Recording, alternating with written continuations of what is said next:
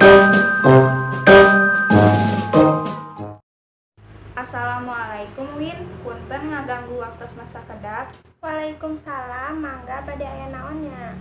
Iya, bade ngawawancara kawina kanggo tugas pangajaran bahasa Sunda. Oh, mangga bade naros naon? Abdi teh bade naros ngeunaan full day school. Sok mangga.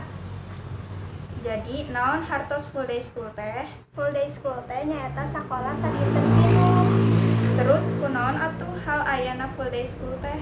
Ayana full day school teh kusabab belang, ayana cacampuran bebas nu henteu pas. Terus kumaha atuh ari sistem full day school teh?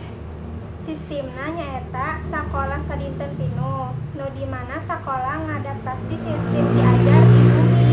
Murid dipasihan waktos kanggo istirahat, waktos kanggo tuang jeung oge ameng dina sela-sela diajar. Terus saha wae anu ngalakukeun full day school eta?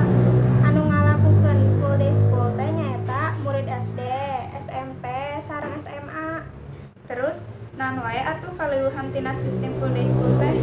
Di antarana teh nyaeta pangawasaan materi tiasa leuwih saeujeung oge leuwih seueur waktos patepang sareng rerencangan. Terus naon wae kakurangan tina sistem full day school teh? Di antarana teh nyaeta siswa tiasa ngarasa jenuh jeung oge malah ngabalukarkeun dina saeutikna panarimaan materi, dugi ka teu tiasa nyerep materi anu ditepikeun ku guruna. Oh, nya atuh hatur nuhun. Cekap sakitu wae wawancara seperti abdi. Nuhun sami-sami.